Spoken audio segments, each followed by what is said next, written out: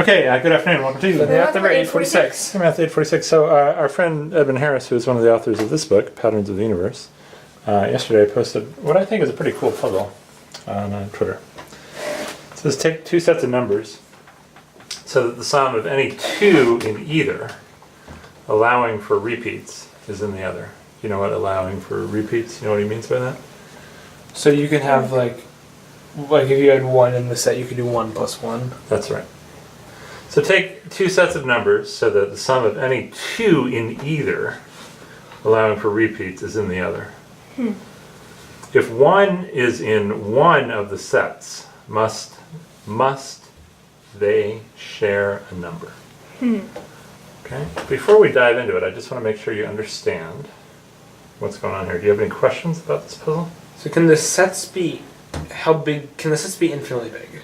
What would you, well, that's a good question. Or just sets, so there's take two sets of numbers so that the sum of any two numbers in either, allowing for repeats, is in the other.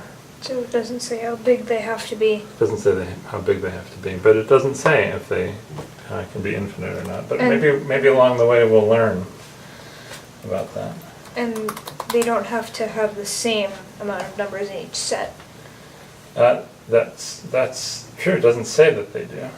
For sure. And we know 1 is going to be in one of the sets. That's right. And we're trying to figure out if 1 is in one of the sets and the two sets have this property, do the sets have to share a number? Well, I guess we could start. So how I would start this is so I'm going to say we've got set 1 and set 2.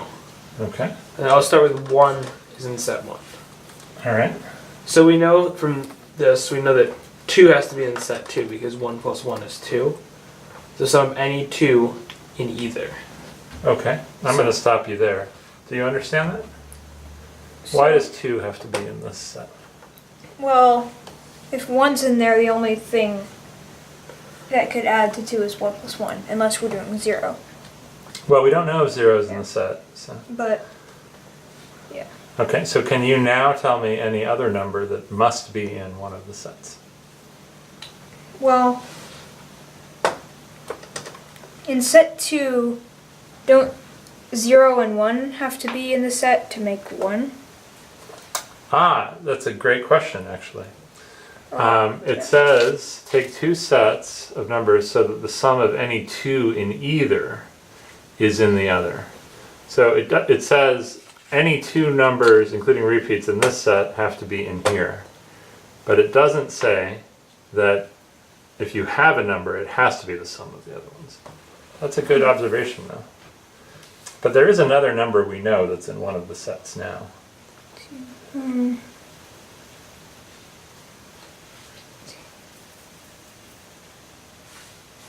Are we doing negative numbers? No? No, okay. It's just summing.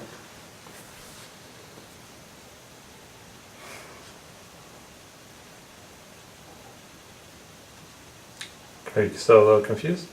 A little, yeah. Okay, do you know another number that has to be in the set? Yeah, we know that 4 has to be in set 1. Okay, how come? Because we got two in here. Uh-huh. So 2 2's makes 4.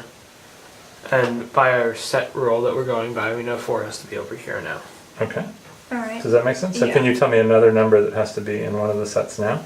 Well, 1 plus 4 is 5, so 5 has to be in this set. Okay, anything else? And then 8. Okay.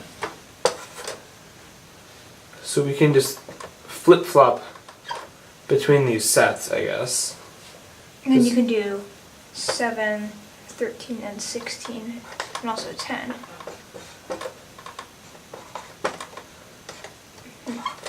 Well, now it goes 1, 4, 7, 10, 13, 16. So we got 7, we have 10. I have 10 from 2 5s again, and we have 13 and 16. I'm going up by 3 every time. Okay. Good observation. And this one, they're also going up by 3. Well, yeah. Oh, interesting. Could you make a prediction of another number that has to be in set 2? 11 has to be, because 4 and 7. Okay. And then 14, 17, and then 20. And then 23, 26, and 29. Alright, so hold on, let's probably pause here, go to the next, just go to the next video.